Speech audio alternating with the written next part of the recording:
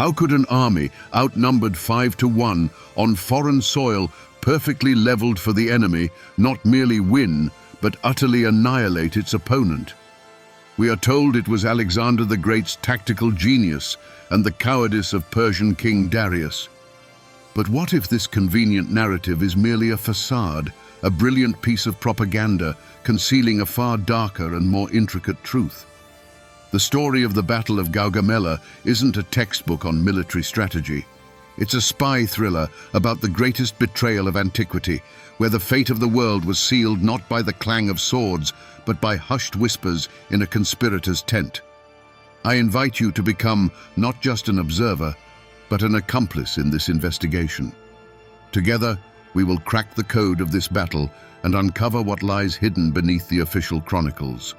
An unseen drama that altered the course of history. Let's transport ourselves for a moment to that last night of September, 331 BCE. Imagine the thick, heavy air of the Mesopotamian plain, saturated with smells modern humans can barely imagine.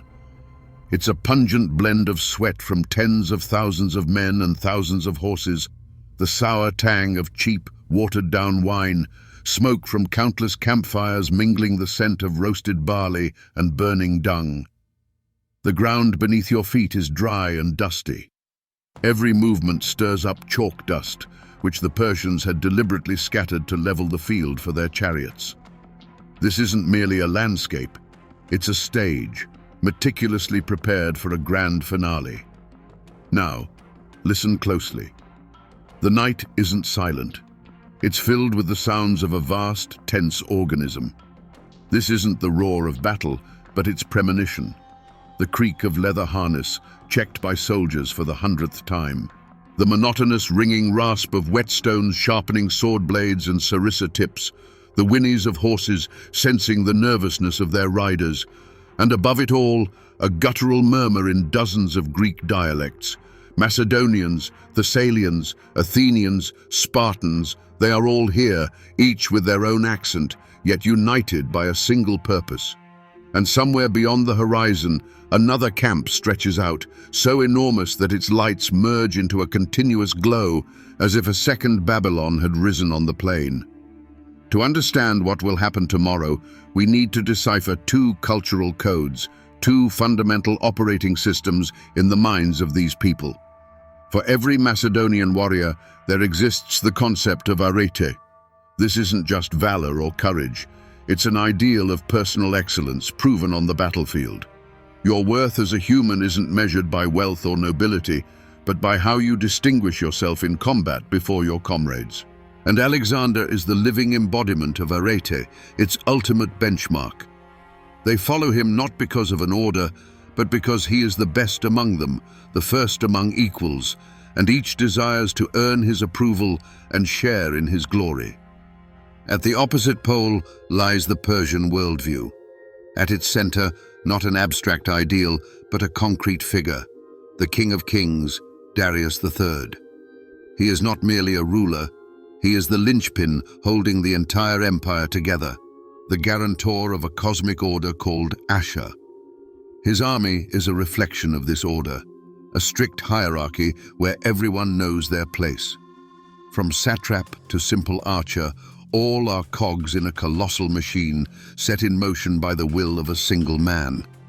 Their strength lies in unity and obedience, but herein lies their fatal vulnerability.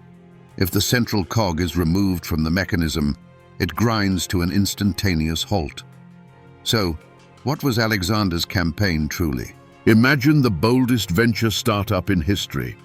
His father, Philip, acted as an angel investor, leaving him a perfect team, the best army in the world, and some seed capital.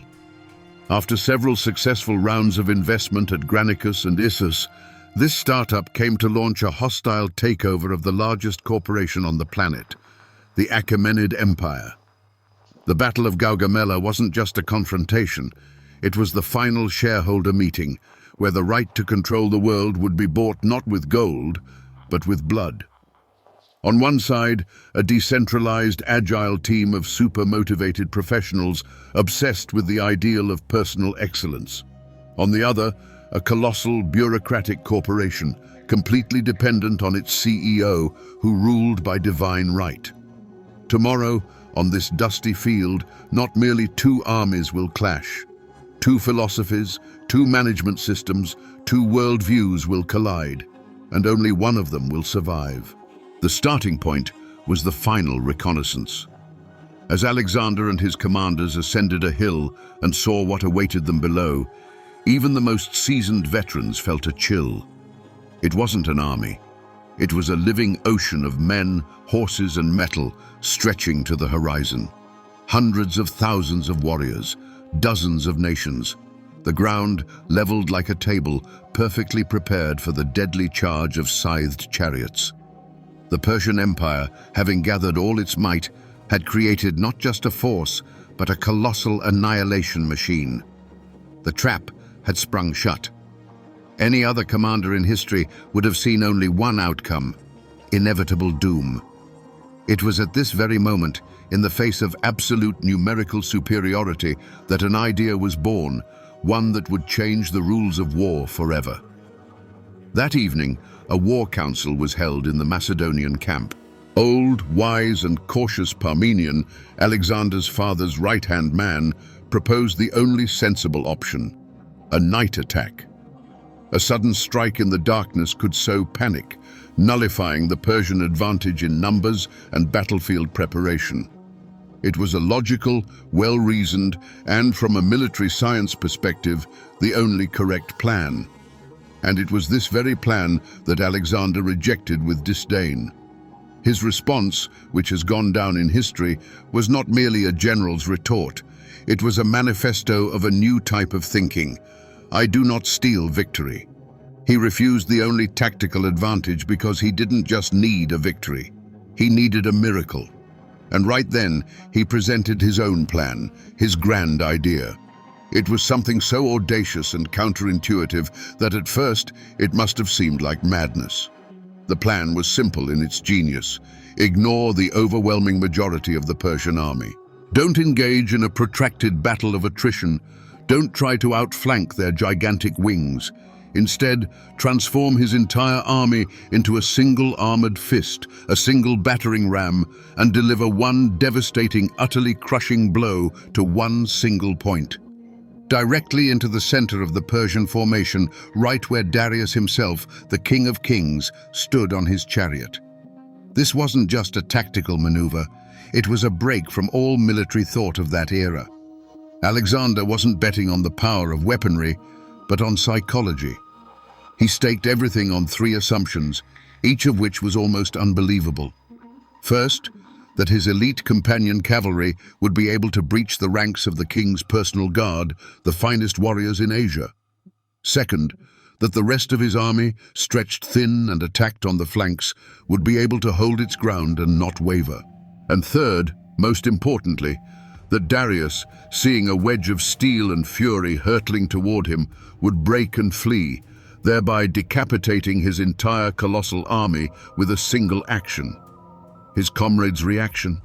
It wasn't awe, it was shock. A deafening silence hung in the tent. The old generals, veterans of dozens of battles, saw in this plan not genius, but a suicidal gamble. The risk wasn't just great, it was absolute. The slightest mistake, the slightest hesitation, and the Macedonian army would be surrounded and cut down to the last man. But Alexander wasn't proposing. He was commanding. His confidence was so infectious, so superhuman, that it quelled all doubts. He wasn't just outlining a plan. He was describing a future he had already seen. In essence, he was the first in history to understand that a massive hierarchical system has one critical vulnerability: its command center. He decided not to fight the army, but to hack its operating system by striking directly at the processor. The entire battle hinged on one short, furious dash, a sprint of a few hundred yards from which the fate of civilization depended. It was a surgical operation to be performed in the midst of a blazing inferno. So, when the two armies converged the next morning, the Persians were preparing for a battle. They saw before them a small army they intended to crush with sheer numbers. They didn't know that Alexander and his men weren't preparing for a battle. They were preparing to execute a daring scheme, born on the cusp of genius and madness. They didn't come to the field to fight. They came to hunt a king. So, how was this insane plan supposed to work in practice? To understand this, you must forget the word army. Alexander's army at Gaugamela was not a collection of units. It was a single, intricately articulated mechanism, a deadly Swiss Army knife where each blade had its own unique and indispensable function. And the central metaphor, the key to understanding this mechanism, is not just a formation, but a living, breathing killing machine, perfectly calibrated for one singular task: to decapitate the enemy. Let's look under the hood. The foundation of everything was the Macedonian phalanx. But this was not the classical Greek phalanx we know from Thermopylae. This was its improved, almost alien version. Its main weapon was the sarissa, a monstrously long 20-foot spear. When the phalanx closed ranks, it transformed into a steel hedgehog. The first 5 rows thrust their sarissas forward, creating an impenetrable forest of sharp points. Breaking through this wall was physically impossible, but the phalanx itself was slow and vulnerable on its flanks. It was the anvil, and for victory, a hammer was also needed. This hammer was the elite companion cavalry, the king's companions, heavily armed horsemen, the best in the world.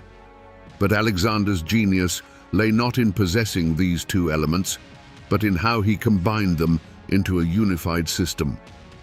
On the field at Gaugamela, he arrayed his army not in a straight line, but in an echelon formation angled toward the Persian front. The right flank, which he personally led with the companions, was advanced far forward, and the left flank, under the command of old Parmenion, was, conversely, pulled back.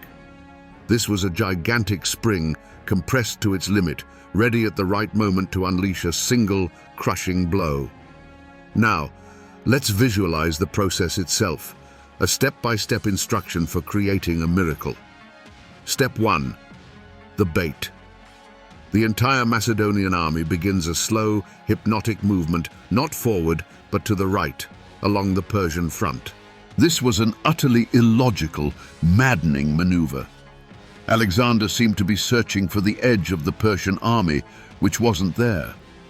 Darius and his commanders grew nervous. They saw the Macedonians shifting from the prepared, leveled field onto uneven ground, and they ordered their cavalry on the left flank to move parallel so as not to be outflanked. Step 2. Creating the gap. The Persian cavalry, caught up in the pursuit of Alexander's shifting flank, began to separate from its center. Their formation stretched, becoming thinner.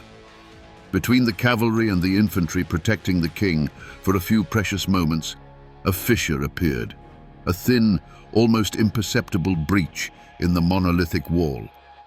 This was the precise moment Alexander had waited for his entire life. Step 3. The hammer blow. The instant the gap appeared, Alexander gave the order. His wedge of 2,000 companions, previously angled, pivoted sharply, and at a full gallop surged into this breach. This was not an attack. It was a shot. All the energy, all the fury, all the tactical design converged into one armored fist, flying straight into the heart of the Persian army, right where Darius stood on his high chariot, surrounded by thousands of immortals. And as this battering ram carved its path toward the king, the other components of the war machine performed their functions. The legendary scythed chariots, the Persians' ultimate superweapon. The Macedonian infantry simply parted ways, allowing them to pass through their ranks, then pelted them with javelins from the flanks, transforming the formidable weapons into useless wagons. Parmenion's left flank? It absorbed the onslaught of Mazaeus' elite Persian cavalry. His mission wasn't to win, but to hold. He was the shield designed to withstand the blow, while Alexander's sword did its work. It was a true symphony of destruction, where every note was precisely pre-written and executed with impeccable accuracy. While we marvel at Alexander's genius and meticulously dissect troop movements, let's momentarily trade our bird's-eye vantage for the sun-baked dust of Gaugamela. Let's cast our gaze upon this titanic clash through the eyes of a common Macedonian foot soldier, a hypaspist. Consider this astounding, visceral truth. By the time the battle lines were drawn, this very soldier had already trekked on foot from Macedonia, carving a path across the entirety of Asia Minor, Syria, and Egypt. That's a staggering distance, greater even than marching from New York City to Los Angeles. And he accomplished all of it, weighted down by heavy armor, brandishing a spear and hefting a shield, navigating relentless deserts and treacherous mountains. For what purpose? For the glory of a commander who shared their meals from a common pot and knew many of them by name, and naturally for his own share of the fabled Persian spoils. These weren't mere soldiers. They were hardened professionals of war, forged in the crucible of endless campaigns, placing absolute and unwavering trust in their king. Yet Alexander's genius, like that of any truly great leader, could not have blossomed without those who toiled in the shadows. Everyone recognizes the names of Parmenion, Clitus, and Ptolemy. But who among us today recalls Harpal? And yet, he was, in essence, the expedition's chief financial officer and master logistician. While Alexander conquered cities, Harpal meticulously orchestrated supply lines that stretched for thousands of miles. He ensured the uninterrupted flow of provisions, weaponry, and reinforcements. He managed the vast captured treasures, minted coinage, and disbursed wages to tens of thousands of warriors.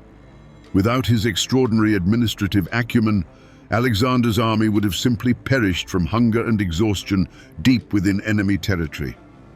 This entire lightning-fast campaign would have crumbled without his meticulous, unseen efforts. Or consider another unsung hero, Aristobulus of Cassandreia. He was no general, he was an engineer. It was his team that designed and constructed the formidable siege engines that brought down seemingly impregnable cities, such as Tyre. He was responsible for fortifying camps and for spanning rivers with hastily built bridges.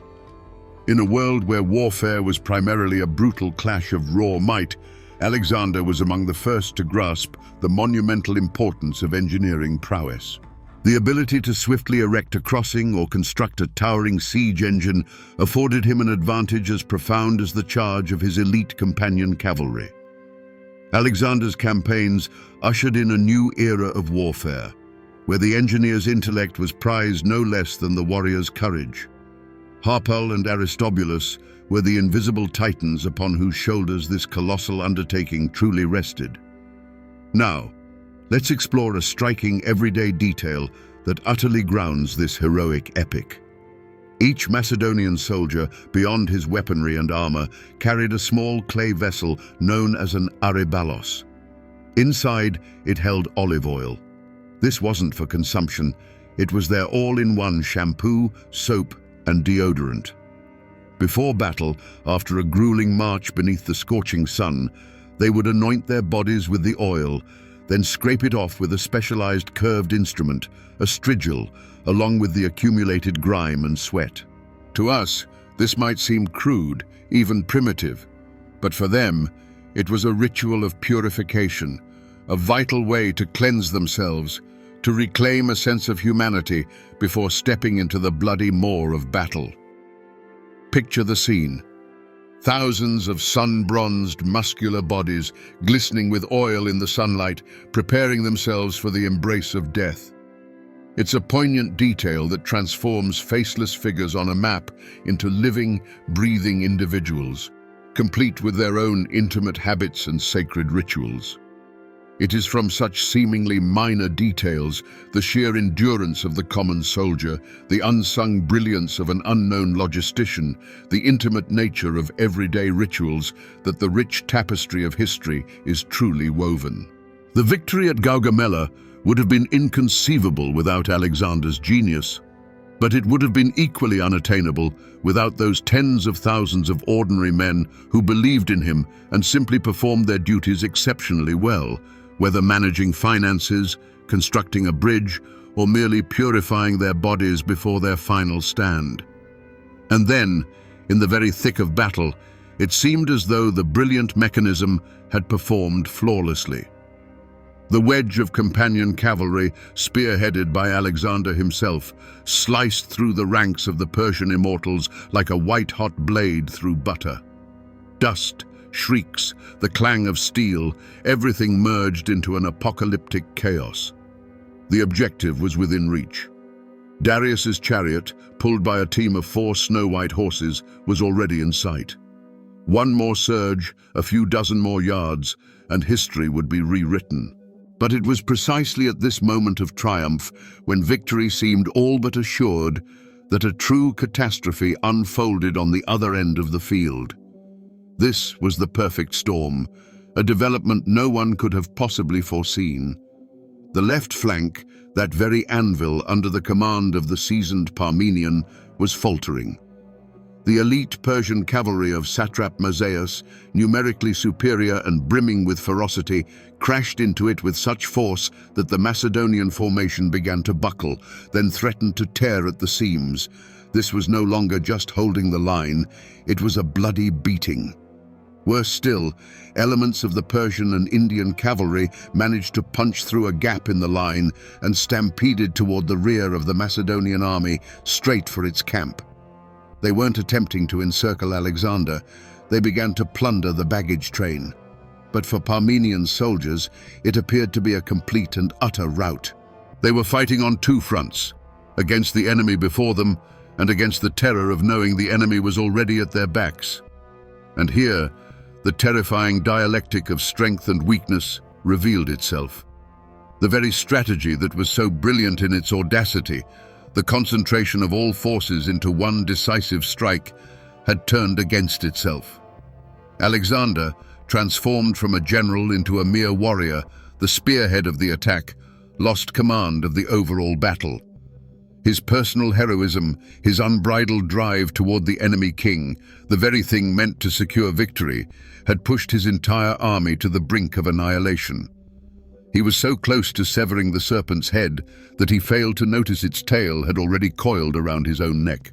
At the absolute climax, with Alexander, caked in blood and dust, already seeing Darius's eyes, and the Persian king preparing to wheel his chariot for escape, a messenger from Parmenion finally broke through to him. Gasping from exhaustion and terror, he shrieked the dire news. The left flank was crushed, the line was breached, the camp was being plundered. We are surrounded, save us if you can. His entire life, his grandest dream, the entire course of world history boiled down to a single, heartbeat moment decision. Ahead lay Darius. Ultimate victory, the title of King of Asia, the fulfillment of prophecies, divine glory. Behind him, half his army was being annihilated, and his most loyal, venerable comrade was on the verge of death. Should he press forward and finish what he started, sacrificing his friends? Or should he relinquish the greatest prize in human history at the very moment it was within his grasp, all to save those who had placed their faith in him? What would a demigod choose when the crown of the entire world rests on one side of the scale and the lives of his friends on the other? And so, Alexander made his choice. He turned back to rescue Parmenion, abandoning the chance to capture Darius. And official history, written by the victors, transformed this moment into an apotheosis of his nobility. But here we must exercise intellectual honesty and pose an uncomfortable question. What if everything wasn't quite as it seemed? What if a completely different scenario was unfolding behind the scenes of this drama? There exists an alternative theory, which we might provisionally call the theory of managed collapse. Its proponents, such as contemporary historian Aris Thorne, contend that we are only seeing the tip of the iceberg. The key to this enigma, they argue, lies not in heroic epics, but in a dry, almost clinical document, the Babylonian astronomical diary. This cuneiform tablet, which had gathered dust for decades in the British Museum, contains what appear to be routine astronomical observations. But one particular entry, made on the night before the battle, stands out from the rest. Alongside data about the movement of the planet Mars, a peculiar phrase has been added. The king's star dimmed as the shadow of the serpent touched his tent. For a long time, this was dismissed as merely a poetic metaphor for a bad omen. But what if it was a cipher? What if the serpent wasn't an astrological symbol, but rather a code name for a high-ranking Persian dignitary who, that night, secretly met with Alexander's envoys, or more plausibly, put a prearranged plan into motion? A plan to concede the battle. To grasp the motivation behind such treachery, one must comprehend the sheer scale of the economy at stake. This was not merely a war for territory, it was a struggle for control over global finance. When Alexander later seized the Persian treasury in Susa, he laid his hands on a sum equivalent to the annual budget of all the Greek city-states combined, multiplied by several years.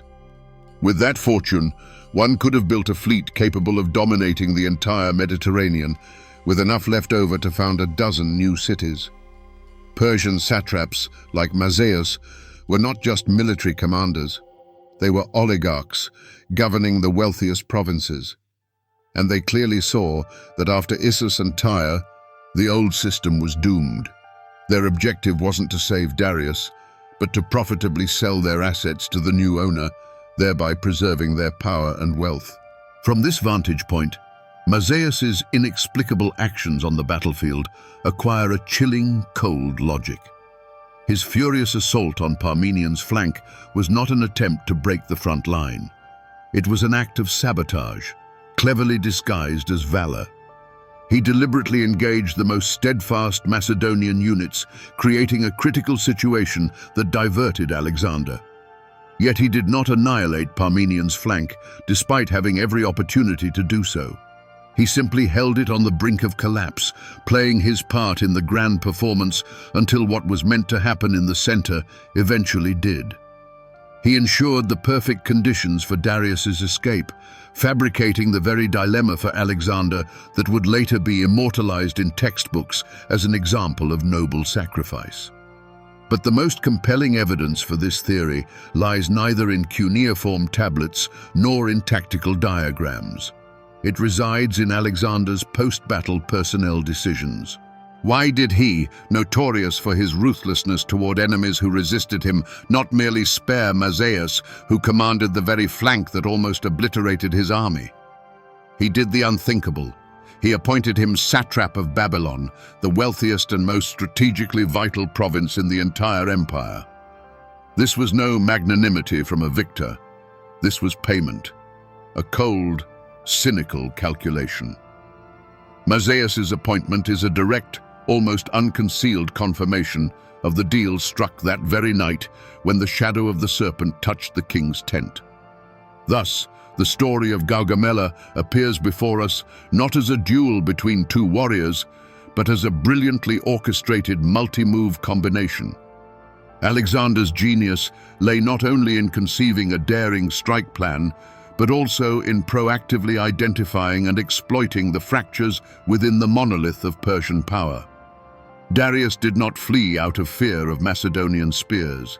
He fled from the bone-chilling realization that he had been betrayed by everyone, that his army was merely a colossal stage prop that collapsed at the signal of an unseen director. And now, having explored tactical genius refined to an art form, the cold economic logic of the Persian satraps, and the human drama of choice amidst chaos, the picture becomes frighteningly clear and cohesive. We have descended into history's rabbit hole and discovered that an incredibly complex mechanism lies hidden beneath the official narrative. So what then is the secret to the miracle at Gaugamela? How could one man bring down the world's most powerful empire in a single day? The answer is not in a single factor. It wasn't merely a victory. It was a perfect cascade, where each event was not a consequence, but a multiplier of the one preceding it. Official history offers us a simple answer. Alexander was a military genius, and Darius a coward. But this explanation is insultingly simplistic. It reduces the greatest turning point in history to the level of a trivial duel. The truth runs far deeper. The victory at Gaugamela was the result of two engines operating in parallel, not just one engine conspicuously displayed for all to see, while the other worked in absolute silence, cloaked in deep shadow. The first engine was, unequivocally, military thought of a new generation. Alexander was the first to grasp that the Achaemenid army, for all its colossal size, was a colossus with feet of clay. Its very strength was its primary vulnerability. It was entirely centralized, tethered to a single figure, the King of Kings. Alexander did not attempt to contend with the body of this monstrous entity. He delivered a solitary, surgically precise strike to its brain. This was less a battle and more the first ever real-time operation to decapitate an enemy's command and control system. He wasn't fighting against soldiers, he was warring against the very structure of Persian power.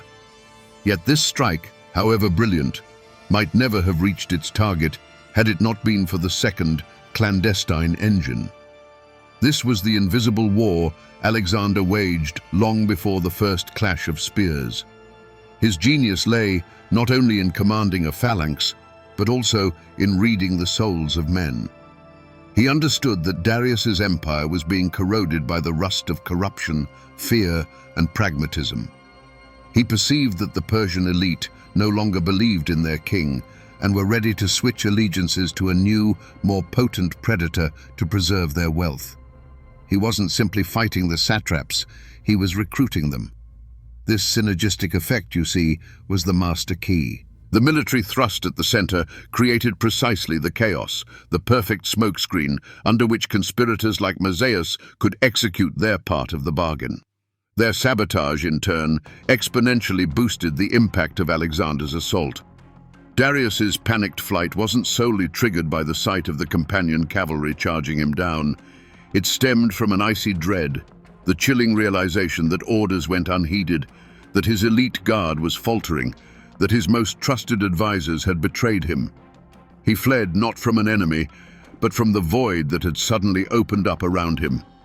One catalyst unleashed physical force, the other a psychological collapse. Together, they ignited a chain reaction that utterly shattered the Persian army. So what, then, was Alexander's true genius, unleashed on that pivotal day?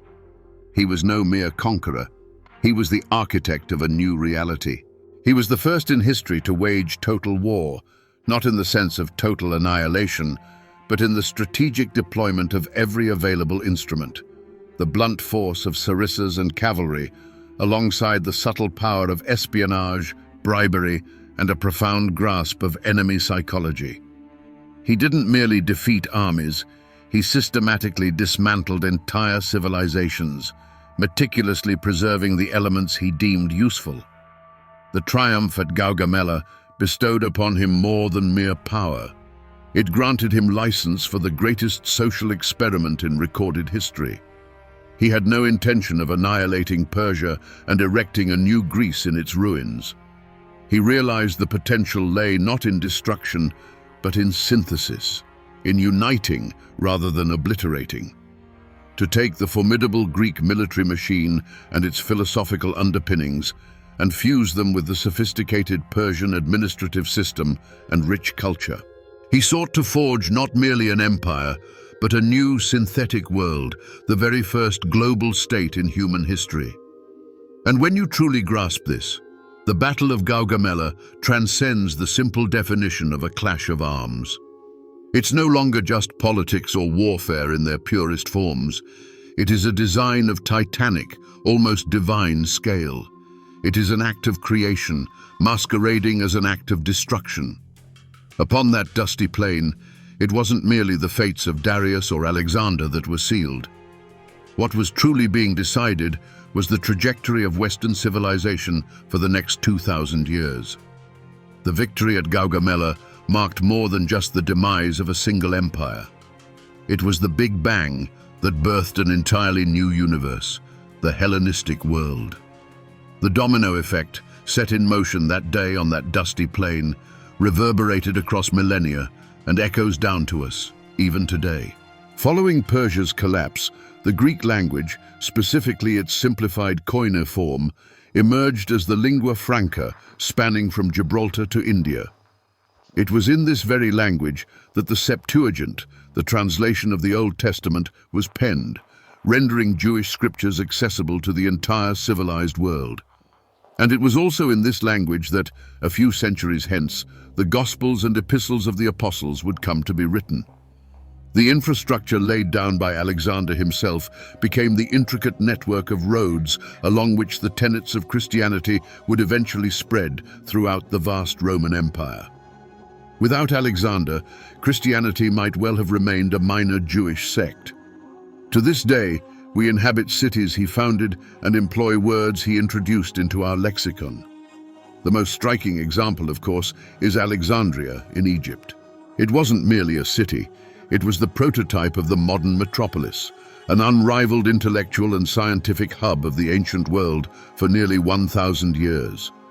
Its legendary library housed the accumulated knowledge of all human civilization, while its museum was home to luminaries like Eratosthenes, who precisely calculated the Earth's circumference, and Euclid, who meticulously laid the very foundations of geometry.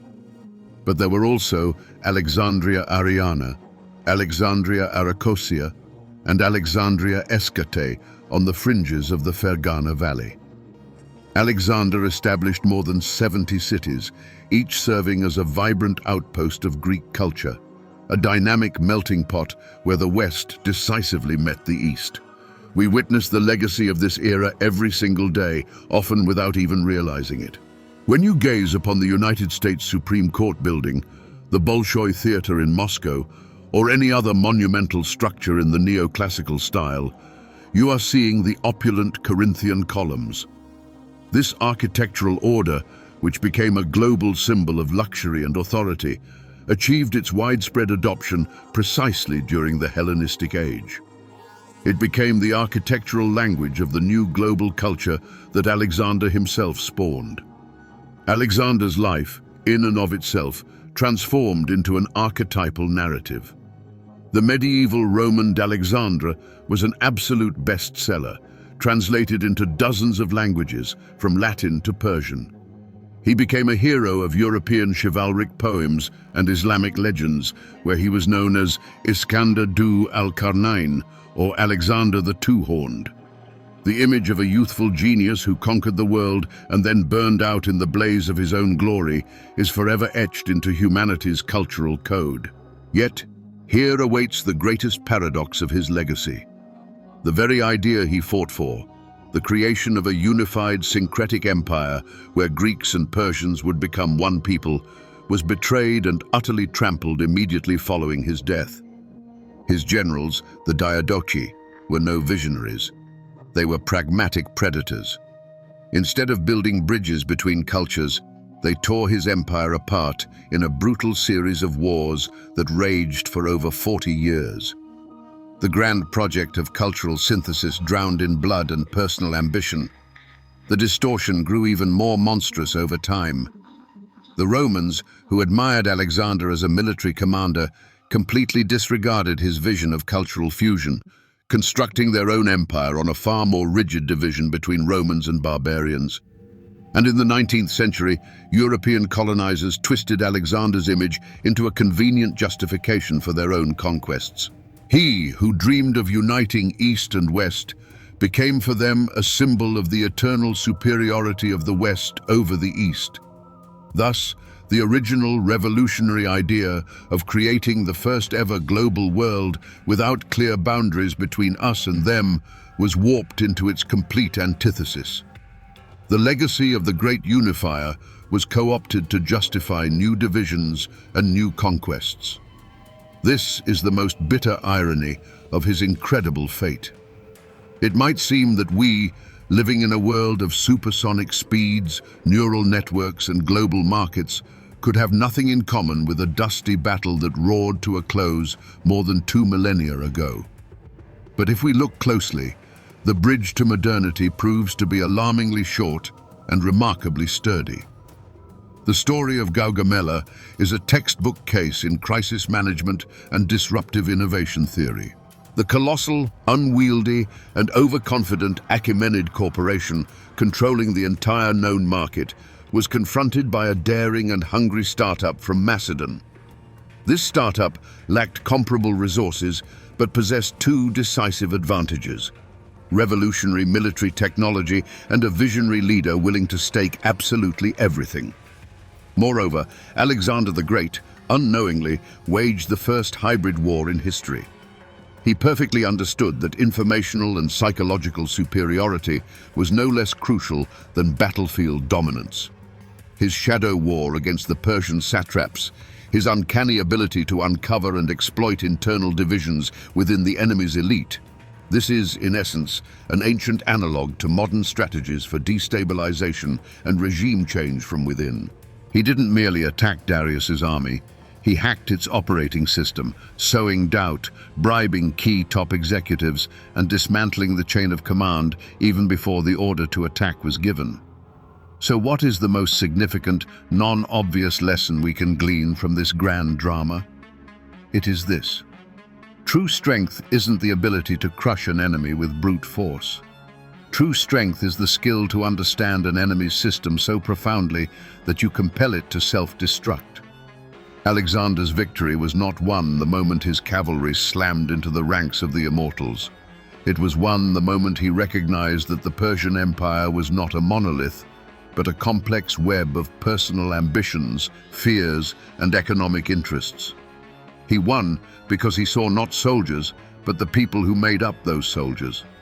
He perceived not merely enemy commanders, but satraps who more than anything feared losing their wealth and power. He understood that their loyalty to the king had a price, and he was prepared to pay that price.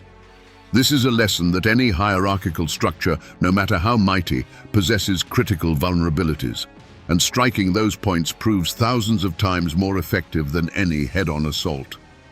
Therefore, the story of Gaugamela isn't merely a tale of the distant past. It's an eternal reminder that the most formidable-looking walls crumble not from the blows of a battering ram, but from a single, precisely chosen key. The world around us is comprised of equally complex systems, nations, corporations, ideologies. They appear eternal and unshakable to us, just as the Achaemenid Empire seemed eternal to its contemporaries. And the most crucial lesson we can take away is that in any era, within any system, there is always someone searching for that key. And often, history pivots in the direction where it is found first. Now, let's engage in a fascinating intellectual exercise. For a moment, let's disregard the Greek sources, overflowing with disdain for barbarians. Let's purge our minds of the image of a soft, cowardly Darius, crafted by Macedonian propaganda. Instead, let's view this war through the eyes of a Persian aristocrat, a satrap like Mazaeus. For him, the Achaemenid Empire was no tyranny. It was civilization. It was the first superpower in history, which for 200 years had ensured peace and order across vast territories from Egypt to India. It was a world where the finest postal service operated, where thousands of miles of royal roads were laid, where dozens of peoples with diverse gods and customs lived under a unified law. This system was founded not on the chaos of individual valor, but on unshakable order, on Asha, where everyone had their place and their function. And into this ordered, stable, and comprehensible world, something alien and wild intrudes. Who are these Macedonians? From the perspective of a sophisticated Babylonian or Persian, they are crude, unrefined mountaineers from the wild fringes of the world. Their king, this Alexander, behaves not as a monarch should, but like the leader of a band of brigands. He drinks undiluted wine, a sign of extreme barbarism. He personally fights in the front ranks, risking his own life, an unthinkable act for a Persian king who is not merely a military commander, but the living embodiment of divine order on earth. His safety is the safety of the entire universe. Alexander's suicidal bravery, in Persian eyes, appears not as valor, but as madness and irresponsibility. The cultural shock was absolute. The Macedonian army seemed to them an horde, driven not by discipline and order, but by some primeval, animalistic fury and personal loyalty to their chieftain. Their tactics were unpredictable and illogical. They did not fight by the rules. The entire Persian war machine was built upon ritual, upon traditions, upon the idea of fair combat, where the stronger and more numerous would prevail. But these invaders employed cunning, speed, and struck in the most unexpected and dishonorable places. They were not warriors in the Persian understanding. They were hackers, breaking into a system that the Persians had painstakingly built over centuries. This is precisely where the tragedy of predictability lies. At Gaugamela, Darius did everything absolutely right from the perspective of his military doctrine. He chose the perfect field. He meticulously prepared it. He arrayed his gigantic army in an unbreakable layered formation. He was preparing for a decisive battle, for a grandiose display of imperial might that was simply meant to crush the upstarts from Macedon. He was preparing to play chess, where he had 5 times as many pieces. He simply could not fathom that his opponent would respond by overturning the board and hitting him over the head with it. Alexander's illogical movement to the right, along the front, utterly baffled the Persian commanders.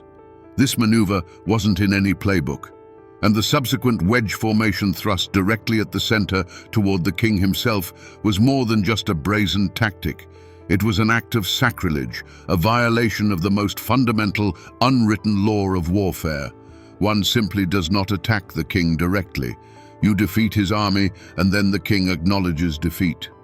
The Persian system, powerful and well-oiled though it was, proved utterly unprepared for this new type of thinking. Its strengths, order, hierarchy, adherence to tradition instantly became its primary weaknesses. It was too cumbersome, too predictable. It couldn't improvise. The Persians lost not because they were weak warriors. They lost because they clashed with the future, with a new kind of war built not on sheer force, but on the speed of decision-making and a willingness to break every single rule. They were the last great army of the ancient world, and Alexander led the first army of a new age onto the battlefield. The absolute victory Alexander seized at Gaugamela brought him more than just the crown of Asia. It delivered something far more perilous, absolute power. And this power, like acid, began to corrode him from within. A slow but irreversible transformation began, turning the liberator hero into a suspicious and cruel tyrant. If we had to pinpoint one specific decision that marked the point of no return, it would undoubtedly be the affair of Philotas and the cold-blooded execution that followed, claiming his father, Parmenion, the very old general Alexander, had saved on the left flank. This wasn't merely an act of justice, it was an act of political terror aimed directly at his own army. Let's delve into Alexander's inner world during that period. He sat atop the world, but that summit was the loneliest place on earth.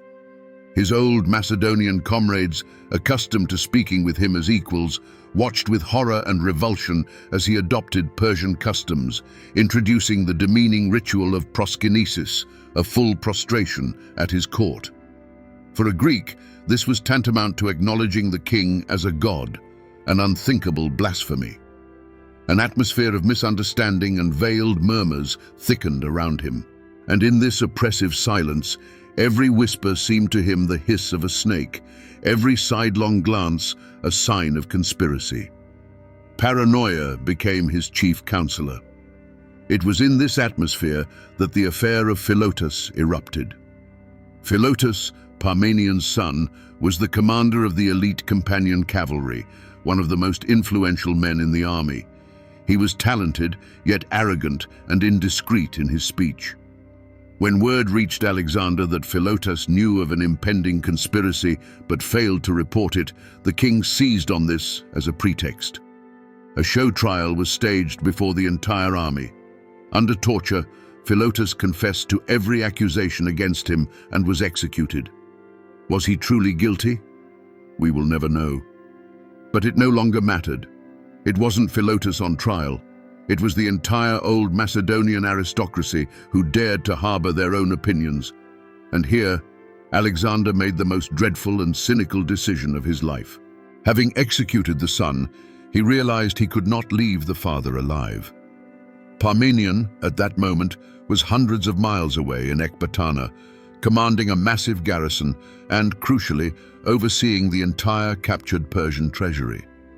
A father whose son had just been brutally murdered, commanding an army and sitting on a mountain of gold, that was more than just a threat. It was a civil war waiting to happen. And Alexander sacrificed his most loyal, most experienced, and most decorated general to his grand ambition. This was no execution. It was an insidious murder. Alexander dispatched several trusted officers to Ecbatana on the swiftest camels. They rode day and night to outpace the news of Philotas's death. They arrived at Parmenion's quarters, presenting him with forged letters from the king, and while the old general, unsuspecting, read them, the assassins drew their swords and struck him in the back. Thus perished a man who had been the right hand of Alexander's own father, who held the left flank at Gaugamela, and without whom this entire campaign would have been impossible. He was sacrificed not for a crime, but out of cold political calculation. This act forever altered the atmosphere within the Macedonian army. Old friendships, the camaraderie of battle where every man could voice his opinion to the king, died with Parmenion. Fear took their place. Now, his comrades looked upon Alexander not just with admiration, but with terror. He had secured his throne, but he paid a terrible price. He was left utterly alone. The conquest of Persia was nearly complete. But in this bloody pursuit of power, Alexander, it seemed, had ultimately lost the battle for his own soul.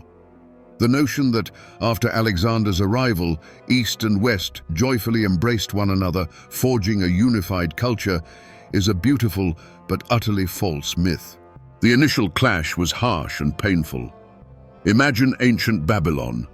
For millennia, its life revolved around the colossal ziggurat and the temples of the god Marduk. And then, conquerors arrive in this city. What do? They don't just build barracks. Next to the sacred sites, they erect a gymnasium, a purely Greek invention, a place where naked men engaged in sports, held philosophical discussions, and prepared to become citizens of the polis. For the conservative Babylonian, this was not merely strange, it was wild, indecent, and sacrilegious. For the first few decades, the new cities founded by Alexander were, in essence, two parallel universes. A Greco-Macedonian elite living in their cultural enclave with theaters and stadiums, and the local population gazing with suspicion and hostility at the wild customs of the newcomers. How was this gigantic multilingual empire to be governed? The Macedonians found a pragmatic answer. They made the Greek language, koine, the official language of administration. For a Persian official or an Egyptian priest, this meant a cultural catastrophe. All edicts, all laws, all tax documents now arrived in a foreign tongue. To maintain their position or advance their career, one had to learn Greek and adopt Greek customs. This wasn't a dialogue of cultures on equal terms. It was a monologue of power, compelling the subjugated peoples to adapt or fade into the shadows. But over time, the ice began to melt, and the most active field for experiment became religion. The Greeks, being pragmatic polytheists, didn't set out to destroy local gods. Instead, they began to seek familiar traits within them. Their chief god, Zeus, was readily identified with the Persian Ahura Mazda or the Egyptian Amun-Ra. Thus, religious syncretism was born. The most striking example was the god Serapis, artificially created in Egypt under the Ptolemies. He combined features of the Egyptian gods Osiris and Apis with those of the Greek Zeus, Hades, and Dionysus. The result was a universal deity whom both Greeks and Egyptians could worship. This was brilliant political theology aimed at stitching together the patchwork quilt of the empire. However, The most astonishing and peculiar hybrids emerged on the far frontiers of this new world, in Bactria and Gandhara, in the territories of modern-day Afghanistan and Pakistan. Here, Greek kingdoms endured for several centuries, almost entirely cut off from the Mediterranean. And here, Greek culture collided with a powerful intellectual current that had arrived from India, Buddhism. The result of this encounter remains awe-inspiring to this day. Local sculptors, trained in Greek artistic traditions, began to create anthropomorphic images of the Buddha for the first time in history. And what did he look like? With the face of the Greek god Apollo, with wavy hair, clad in a Roman toga, and beside him his protector Vajrapani, depicted as Hercules with a club. This was a true cultural mutation, giving birth to a unique Greco-Buddhist art that subsequently influenced the iconography of Buddhism throughout Asia.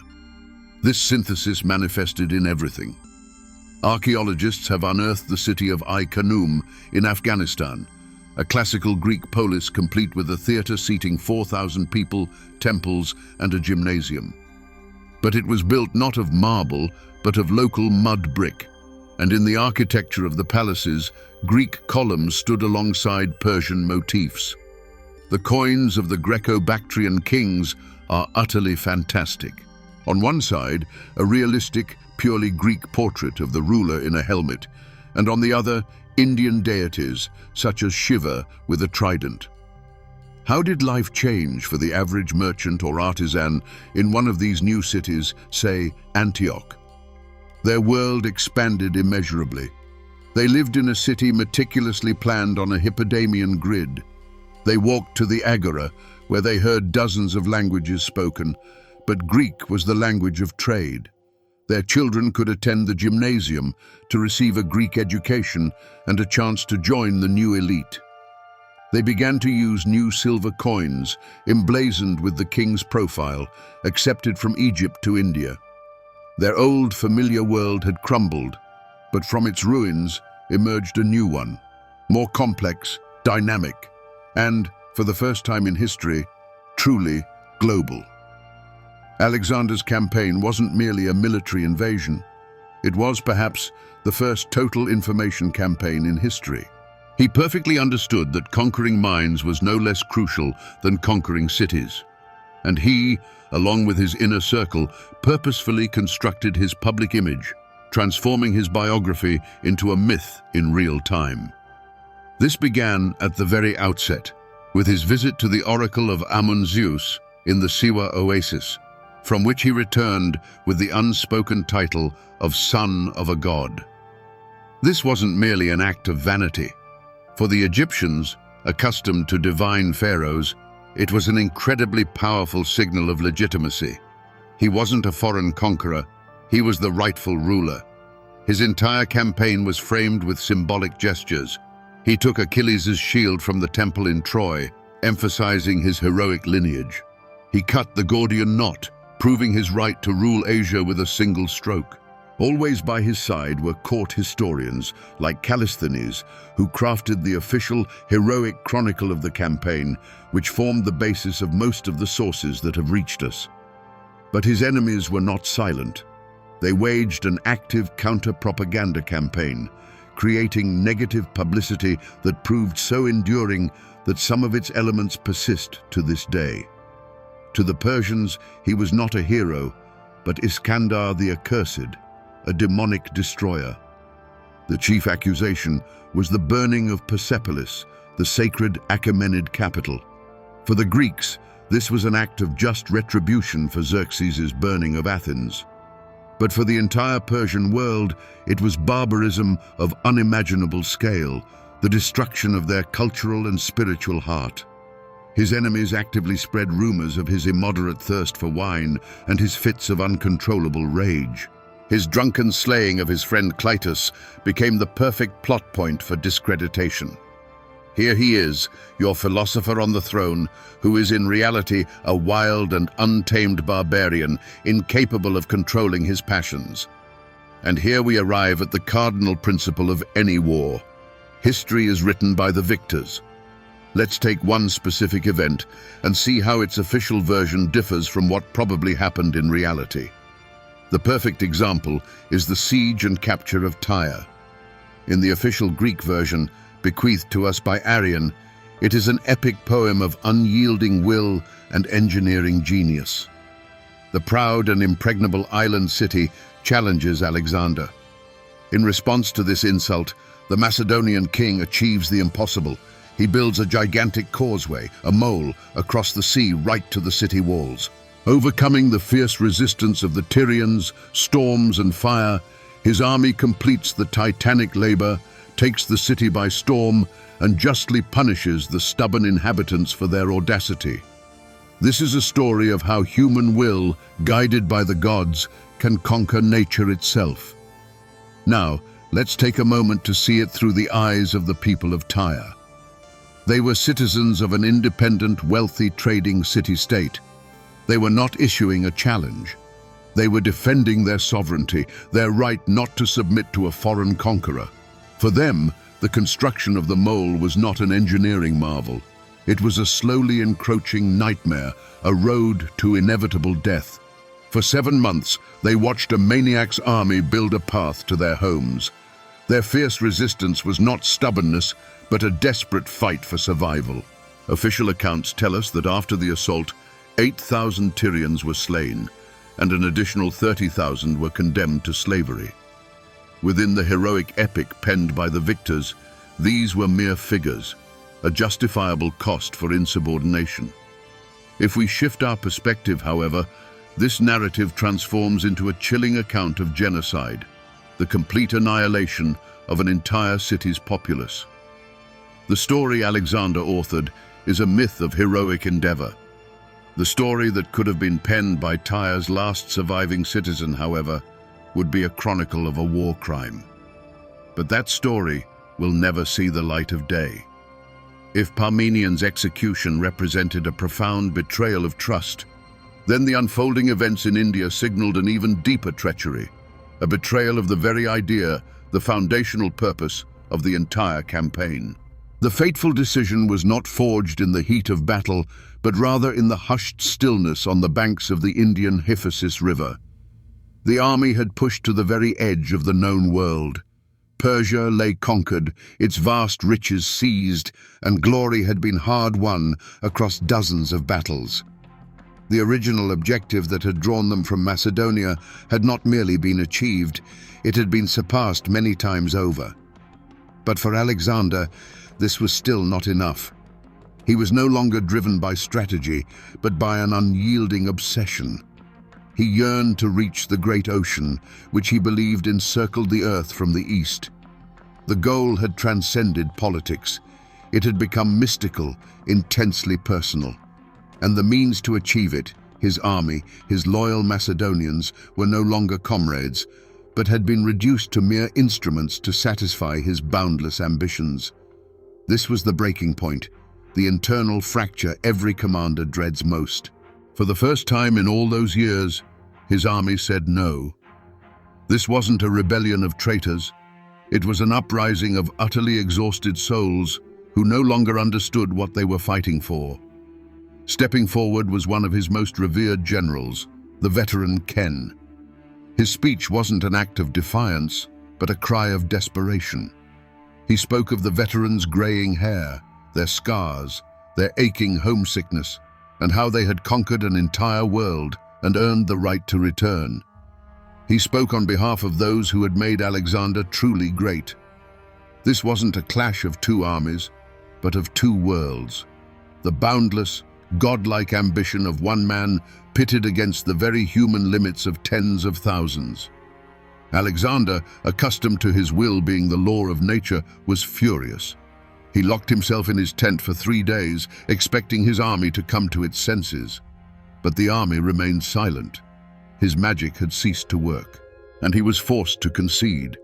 He declared that the gods opposed further advance and gave the order to turn back.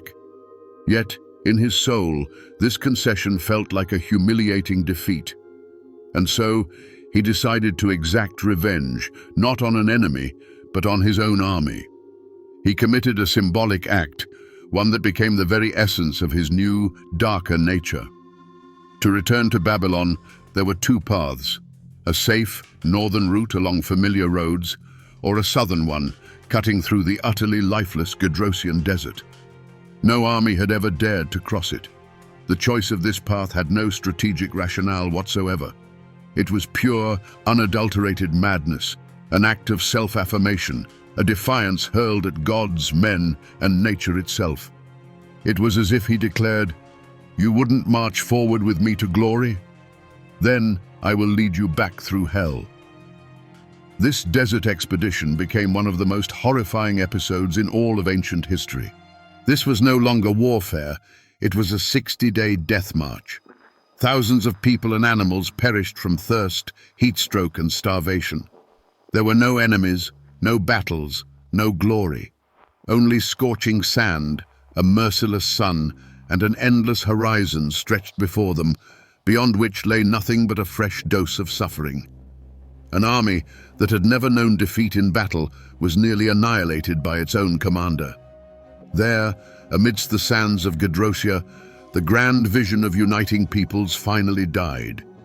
It was buried alongside tens of thousands of Macedonians whose bones would forever mark the path chosen by their king. Alexander proved he could lead an army where no one else could follow. But the cost of that proof was astronomically high. He returned to the heart of his empire not as a triumphant conqueror, but as a leader who had sacrificed to his own ego the very people who had elevated him to godlike status. This wasn't merely a tactical defeat, it was a complete moral collapse. So, who truly won and who truly lost in this brave new world born from the ruins of the Persian Empire? The world's social fabric was entirely rewritten from scratch. The primary beneficiaries, of course, were the Greeks and the Macedonians. A common Macedonian veteran who just 10 years prior had been a poor mountain shepherd now received a generous land grant in the fertile Nile Valley or Mesopotamia. He became part of a new class of landowners, a military aristocracy that looked down upon the local populace.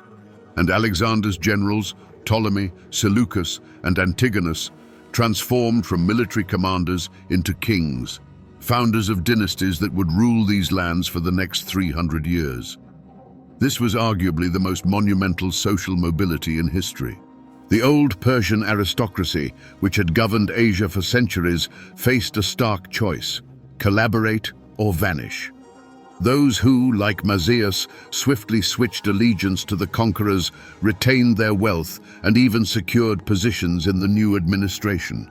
They became a comprador elite, serving as intermediaries between the Greek rulers and the local populace. But those who remained loyal to Darius or attempted to resist were ruthlessly eliminated. Their lands were confiscated and distributed among the Macedonian veterans.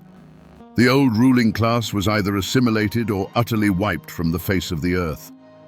But the most tectonic shifts occurred in the economy.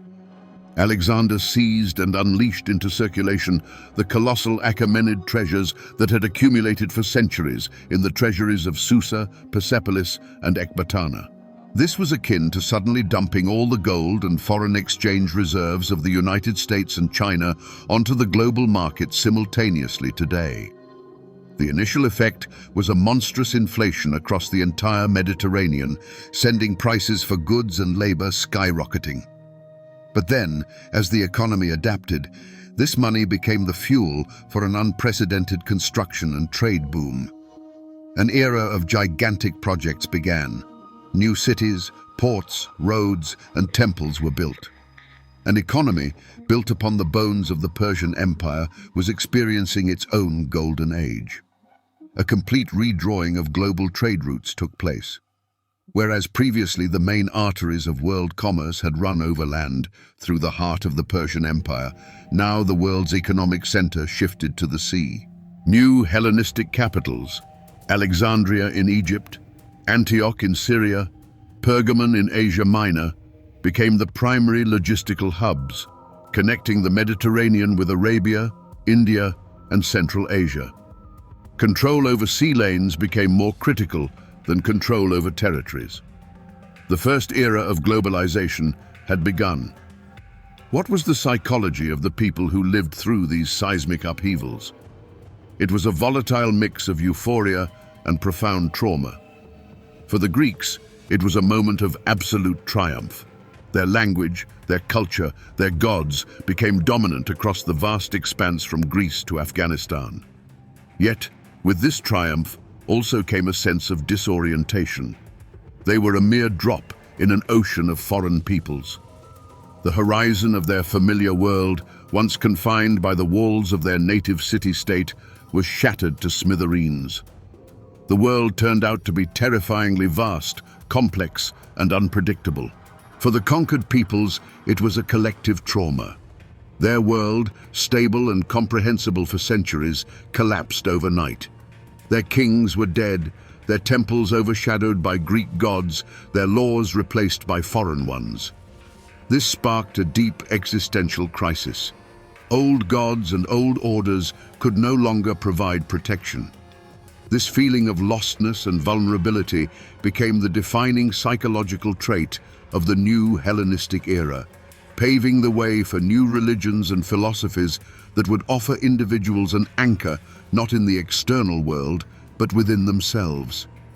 Amidst the roar of battles and the gleam of gold, we risk missing the main point, the idea that governed it all. Alexander's campaign wasn't a meaningless act of conquest for conquest's sake. Behind it lay a central philosophical concept, so revolutionary that even his closest companions couldn't fully grasp it. This idea is called homonoia, meaning like-mindedness, or, in a broader sense, the concept of the unity of humankind. But this wasn't some sentimental dream of universal brotherhood. It was a pragmatic political project aimed at creating a new ruling class, a new imperial elite, composed of the best representatives of both Greeks and Persians. Alexander was the first to understand that a lasting empire is built not on bayonets, but on a shared identity, and he sought to construct that identity.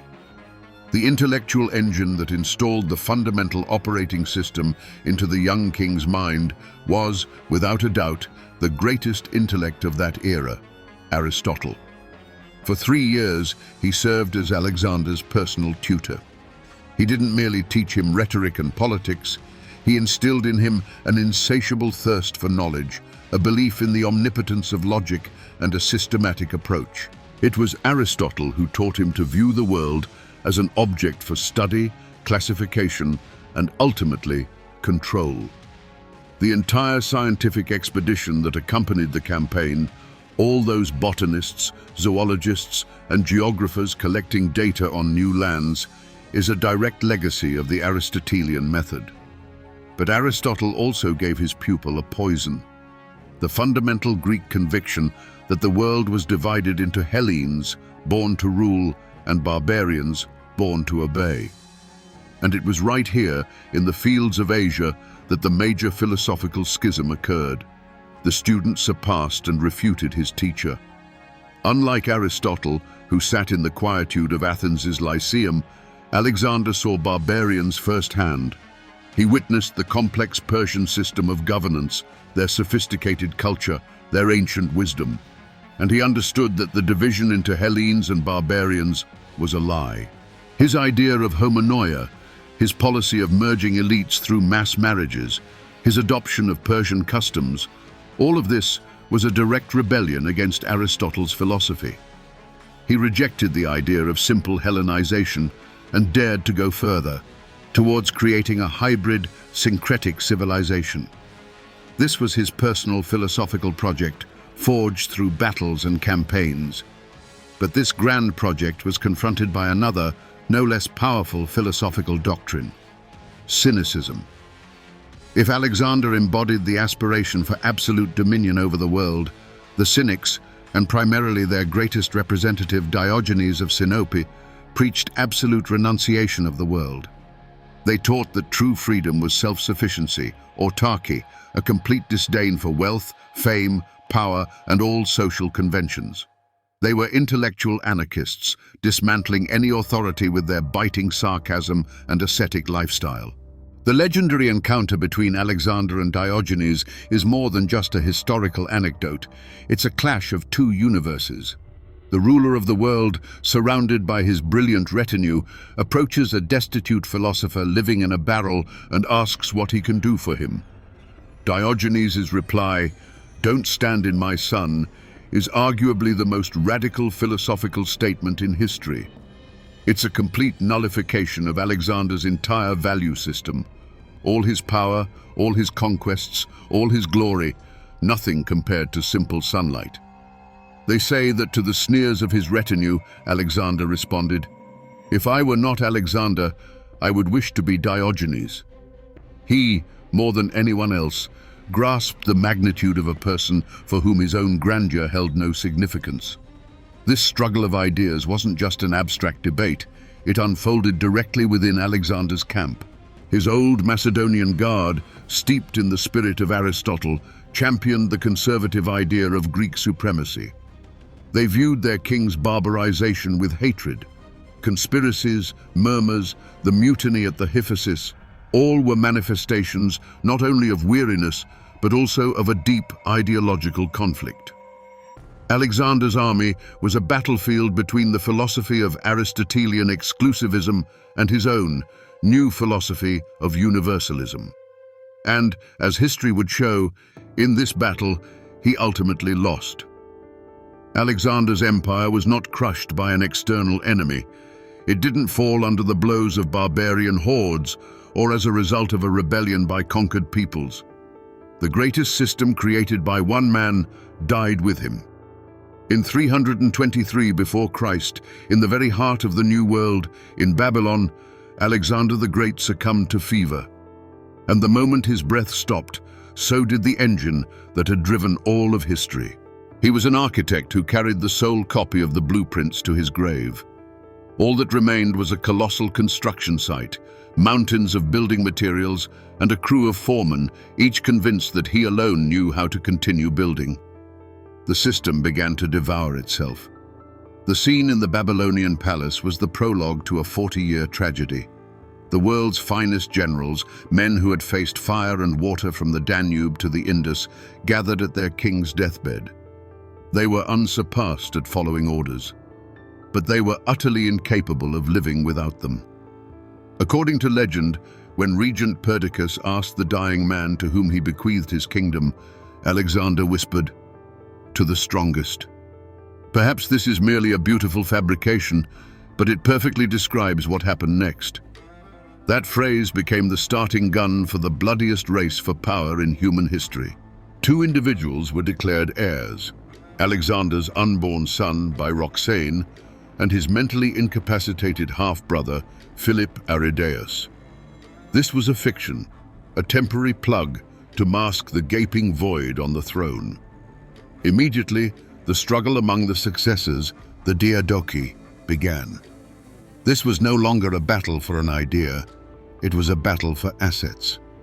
Each of them, the cunning and calculating Ptolemy, the authoritarian and ambitious Antigonus, and Perdiccas, who attempted to preserve unity, dragged the great legacy in his own direction, interpreting it to his own advantage.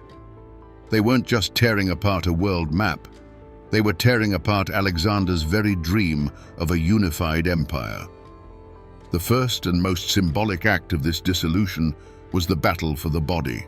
Ptolemy, appointed satrap of Egypt, grasped one simple truth. In a world devoid of legitimate authority, the primary source of legitimacy was Alexander himself, or rather, his sacred remains. When the lavish funeral procession bearing the king's embalmed body set out from Babylon for Macedon, Ptolemy launched an audacious piratical raid. He stole the body of his former sovereign and carried it away to Egypt, where he constructed a magnificent mausoleum for it in Alexandria. This wasn't merely an act of sacrilege, it was a declaration of independence. Ptolemy wasn't simply claiming a body, he was claiming a divine patron, a founding father for his future dynasty. And with that, the floodgates opened. The wars of the Diadochi erupted. Once brothers in arms, who had shared meals and triumphs across scores of battlefields, now glared at each other with hatred across a spear-bristling field. Alexander's mighty Macedonian army, the unstoppable instrument of global domination, transformed into a colossal meat grinder, savagely devouring its own. The empire choked on its own lifeblood. Phalanxes clashed against phalanxes. Companion cavalry engaged companion cavalry. Every tactical maneuver, every ounce of battlefield experience forged under the great king's command was now twisted toward mutual annihilation. Yet amidst this sanguinary chaos, a solitary figure tirelessly strove to preserve unity, the last shard of a magnificent vision. His name was Eumenes of Cardia, not a Macedonian by birth, but a Greek, Alexander's own personal secretary. His allegiance wasn't to a patch of soil or the hunger for power, but to the very concept of a unified empire under Alexander's rightful dynasty. A brilliant strategist, he repeatedly led his motley forces to triumph over far more powerful adversaries, such as Antigonus. He was the last to fight, not for personal gain, but for the lingering ghost of his fallen king. Yet his saga concluded precisely as it was destined to in this burgeoning pragmatic world. He wasn't vanquished in honorable combat. No, his own soldiers betrayed him. The elite corps of the Silver Shields, veterans who had marched with Alexander through every grueling campaign, delivered their undefeated commander to the enemy. And for what price, you might ask? For the return of their baggage train, brimming with plunder amassed over years of campaigns, which Antigonus had seized. The grand vision of a united world, loyalty and honor, all of it traded for a handful of gold-filled sacks. Eumenes' execution marked a symbolic turning point. With him died the empire's final protector. The age of Alexander definitively concluded, ceding its place to the era of his avaricious and ruthless successors. Once the empire shattered and its splintered remnants, the Hellenistic kingdoms, were absorbed by Rome, a lengthy process of forgetting began. But what slipped into oblivion wasn't Alexander's military prowess. Roman generals, from Pompey the Great to Julius Caesar, continued to admire him and strive to emulate his feats. No, it was his paramount, most revolutionary concept, the idea of cultural synthesis, that faded from memory. Rome, pragmatic and unyielding, constructed its empire upon a stark dichotomy. There were Roman citizens, and then there was everyone else, the barbarians. The concept of homonoia, or unity, struck them as a strange and perilous fantasy. Then, with the collapse of Rome and the advent of the European Middle Ages, the immense intellectual legacy of antiquity was all but obliterated. The great library of Alexandria was consumed by flames, and the philosophical schools were shuttered. The treatises of Aristotle, Alexander's revered teacher, dwindled into semi-mythical texts, known only through scattered fragments and quotations. The direct lineage of knowledge was severed. But even as Europe plunged into intellectual twilight, a new dawn ignited in the East. The Arab Caliphate, inheritor of the very lands Alexander had conquered, was then experiencing its own golden age. In Baghdad, within the illustrious House of Wisdom, Arab and Persian scholars, driven by a collector's fervent obsession, painstakingly gathered, translated, and studied every surviving Greek manuscript. It was they, these very heirs of the Persians, who preserved the invaluable legacy of the Greeks for all humanity. Aristotle's works were meticulously translated into Arabic, and he became revered as the first teacher. His profound logic and intricate metaphysics formed the foundational bedrock of all Arab philosophy and science. Luminary thinkers like Avicenna and Averroes meticulously constructed their intellectual systems upon his enduring framework. An astonishing historical irony unfolded. The intellectual legacy of Alexander's own teacher was preserved, meticulously developed, and even canonized within the very civilization his illustrious pupil had once so utterly crushed. The moment of rediscovery for Europe arrived several centuries later, emerging from an unexpected quarter. Muslim Spain, and Sicily. In cities like Toledo, where Christian, Jewish, and Arab scholars lived side by side, Europeans first encountered this lost treasure. They began to feverishly translate Aristotle's works from Arabic into Latin. For medieval Europe, accustomed to mysticism and dogma, this was an explosion. Suddenly, they gained access to a comprehensive, rational system that explained everything from the movement of planets to the inner workings of the human soul. This intellectual shot in the arm, delivered by Arab hands, became the bedrock for scholasticism and, subsequently, for the entire Renaissance. Europe was awakening from a long slumber, reading Greek philosophers through Arabic translations. Alongside Aristotle, Europe rediscovered Alexander. But this was no longer a historical figure.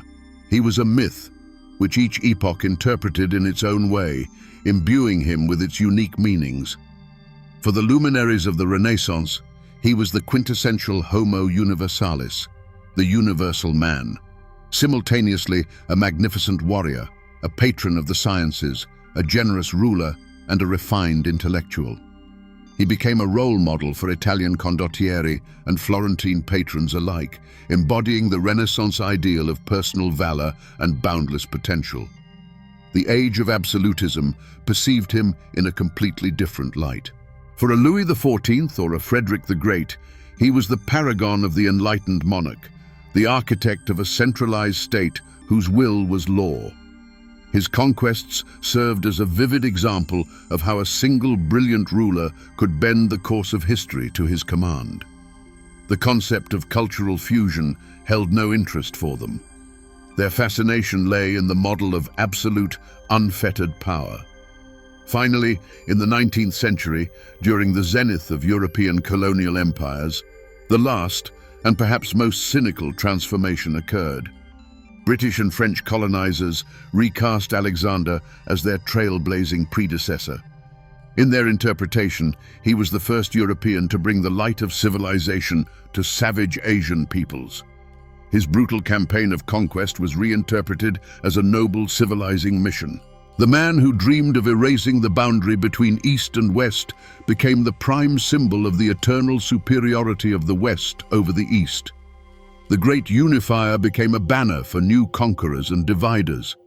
Each era forged its own Alexander, convenient and comprehensible, drifting ever further from the complex and contradictory reality. And so, we've come full circle. We began with what seemed like a straightforward military query. How did 47,000 defeat 250,000? And we arrived at a story of how one individual cracked the code of an entire civilization, employing not only the sword, but also bribery, propaganda, and a profound understanding of human frailties. We deciphered the mechanics of the miracle at Gaugamela. But in doing so, we uncovered something far more unsettling. We learned that Alexander's methods, hybrid warfare, information campaigns, surgical strikes on decision-making centers, and the exploitation of an enemy's internal divisions never vanished. On the contrary, they have become the alpha and omega of 21st century geopolitics. We inhabit a world that Alexander both foretold and, in a sense, forged. A world where the battle for minds outweighs the battle on the battlefield, and a Twitter account can inflict more damage than a legion. And here lies the central, irresolvable paradox of this entire saga. Alexander's grand project of forging a unified global world was, without a doubt, an act of titanic creation. Yet to lay the groundwork for this new world, he had to burn the old one to ashes. To unite humanity, he had to kill hundreds of thousands of people. The pursuit of absolute order and harmony inevitably spawned the bloodiest and most merciless chaos. This is the eternal, cursed dialectic of progress. Every attempt to construct a paradise on earth begins by paving a road to hell. Any visionary dreaming of the future is inevitably forced to become an executioner for the present. And the grander the design, the higher the mountains of corpses left in its wake. Alexander was neither saint nor demon. He was both, simultaneously. He was the living embodiment of the tragedy of genius, whose creative might was equal to his destructive power. And today, gazing upon our fragile, interconnected world, so strikingly similar to the Hellenistic oikoumene with its common language, global trade, and incessant local wars, we see this cycle poised to repeat itself once more. Old empires once again appear unshakable, while new Alexanders, armed with novel, disruptive technologies, already stand on the threshold, ready to upend the chessboard. And observing all of this, the paramount question arises. Is history merely a spiral, where we are condemned to repeat the same mistakes on a new technological plane, paying in blood again and again for the dream of unity? Or does our knowledge, our ability to perceive these cycles, still offer us a chance to break free from this endless rut?